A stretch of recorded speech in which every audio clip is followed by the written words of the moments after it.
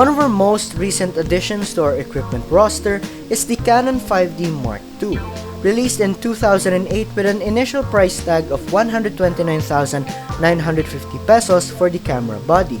This acted as our main camera during our coverage of the 2019 Esports and Gaming Summit, primarily for photo purposes. The main question that some of you might already have is this camera still capable in 2019? And why would we even choose this 11-year-old camera in the first place? But before we answer those questions, let's begin where the 5D Mark II shines.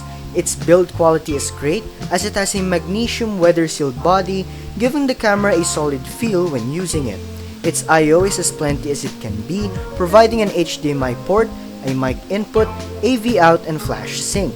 With its included LPE6 battery, the 5D Mark II can last up to a day from full charge if all you're going to do is to take pictures with it, and up to an hour of continuous use for video. Its EF mount is great as it makes the camera compatible with up to 80 lenses, and its 1.7-inch full-frame CMOS sensor is phenomenal as it has good low-light performance, crisp quality images, and has low noise even at high ISOs, which goes from 100 to 6400. But now we get to the part where the 5D Mark II falls a bit short. Video mode is severely limited.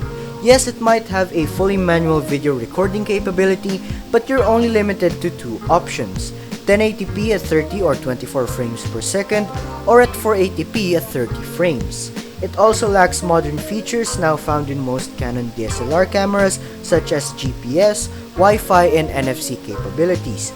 Its storage is only a compact flash card, unlike its more modern versions which have both an SD card and a compact flash card slot. It also has only 9 autofocus points, which is laughable compared to the Canon 80D's 45 autofocus points. And the built-in screen has no form of articulation. Buying one of these today clearly isn't for everyone. You would be lucky if your second-hand 5D Mark II doesn't come scratched or worn out.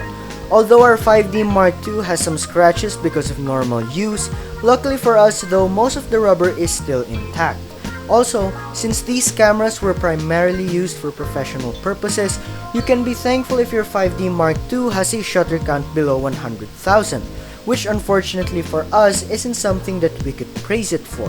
The price ranges between 20 to 40,000 pesos in the second-hand market, depending solely on what you're getting with it as a bundle. And thankfully, our 5D Mark II came with a now 21-year-old 28 to 135mm ultrasonic lens, 2 batteries, and a 16GB compact flash card. Its price range also matches to Canon's current DSLR lineup, which includes the 1500D, the 800D, and the 200D Mark II. Bottom line then, picking up one of these in 2019 or in 2020 for that matter isn't for everyone, but it definitely is for people who simply want to get the job done. Now, to make things clear, we're not here to say that we've made a bad choice. Clearly, the 5D Mark II excels at some places and falls short at some. The 5D Mark II wasn't made for video, but specifically for photo purposes, and for that matter, it is simply phenomenal. Even though this camera is now 11 years old, it still performs like a champ. Photo is still crisp, low light performance is great, and overall, it's a good sturdy machine. And especially paired with our 28 to 135mm lens or our 50mm prime lens, it's still a great performer 11 years on.